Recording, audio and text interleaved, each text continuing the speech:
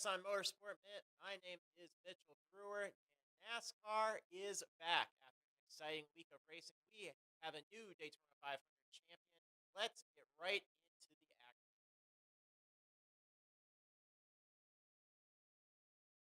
A sold-out Daytona International Speedway that saw 150,000 people at the track on Sunday to watch the Great American Race. It was a fairly calm stage one to start the season. One caution that saw underdog BJ McLeod 500 end quickly. Other than that, not a lot of attrition early as front row motorsports. Zane Smith was able to grab some early points, winning the first stage of the season. Stage two, it looked promising for fan favorite Junior Motorsports as Dale Earnhardt was able to lead their first lap of the NASCAR Cup Series with Justin Allgaier. You remember that orange number 40.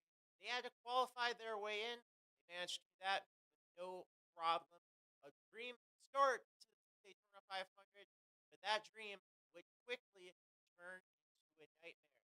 As from the front of the field, Allgaier would make a late block on Denny Hamlin. That would result in the big one.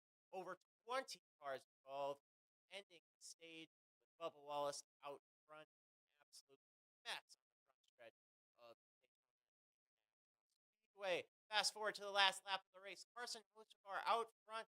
Him and Eric Jones make contact and wreck. Green flag is out. Chase Elliott emerges with the lead. And it looks like the fan favorite might get the job done, but here comes Tyler Reddick. Elliott can't hold him off, and as they wreck behind them, Tyler Reddick crosses the line to win the Daytona 500. The first for him and his car owner, Michael Jordan. Here's what they had to say. Crossing the start-finish line first here in this race, the race that, I watched a lot of NASCAR racing growing up, but I would never miss a Daytona 500 as a little kid growing up out in California, sitting with my family on Sunday watching this race. And I just, again, dreamed of one day just having an opportunity to run this race. And I've had, this is my eighth opportunity to run this race, I believe, and it wasn't the smoothest day, but, when it mattered at the very end, we did a really good job of being in the mix. And we had that caution with, 8 or 9 laps to go. It was hitting me like the weight of the moment, how this situation that I am getting ready to be in on this restart is a situation I've been dying to have, an opportunity I've been dying to have my entire life. And kind of screw it up and lose the lead a couple laps in, and the top's rolling, taking the white. I was like, damn, that sucks. And then they wrecked, and it was just, it may have seemed chaotic watching it, but from my seat, the whole last lap played out really slow and really smooth, and everything kind of just fell into place how I wanted it to. Moving on to the NASCAR O'Reilly Auto Parts Series to open their season on Saturday, and it didn't take long for things to get wild as the crashing would begin before some cars could even take the green flag for the season. When things would get settled, the race would be all about that blue number 21 out front, driven by Austin Hill. Hill dominated the event, winning both stages and leading the most laps. The question throughout the race was, did anyone in the field stop him and reign over the NASCAR O'Reilly Auto Parts Series? That answer was a resounding no.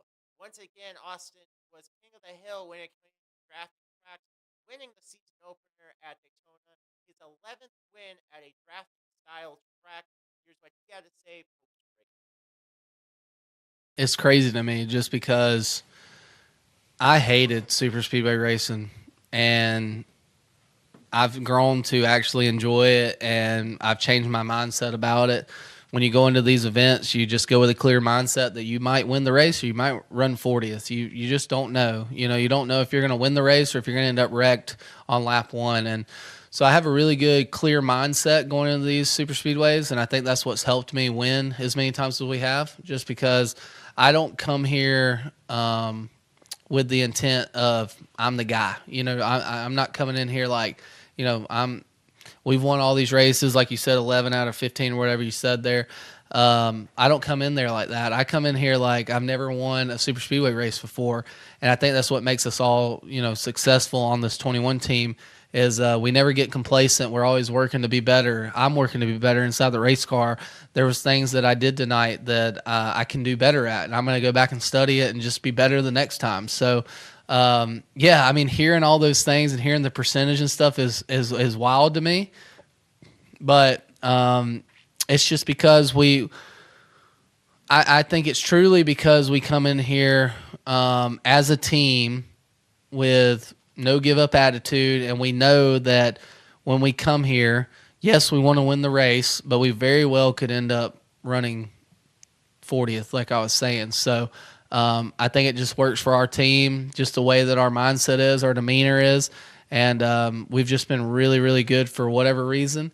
And it could end at any moment. You never know when your last win is going to come. So I'm just enjoying the moment as it comes.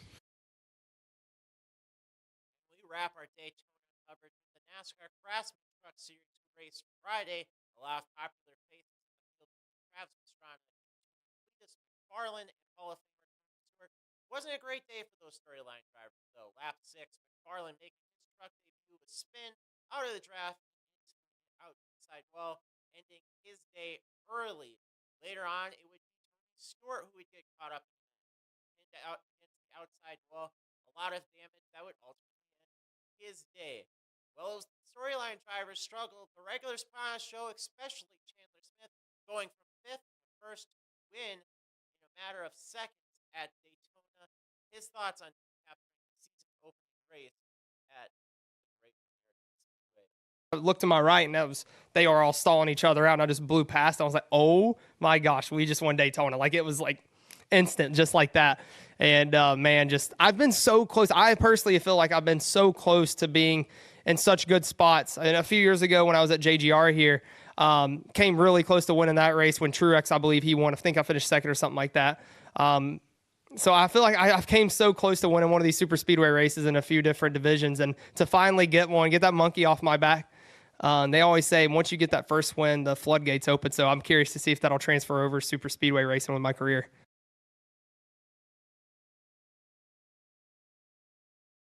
The NASCAR action continues this weekend at Atlanta. Action kicking off Saturday with the Truck Series on FS1 at 12:30. The rest of the weekend is on the TTC Family Network with the NASCAR O'Reilly Auto Parts Series on Saturday at 4 p.m. on CW. The NASCAR Cup Series wraps the weekend on Sunday at 2 p.m. on Fox 47. With that, that's all we have time for you today. Thank you so much for tuning in this week. Hopefully, we have another great week of racing coming up next weekend. But for now, I'm Mitchell Breuer for Motorsport Minute. Have a great week.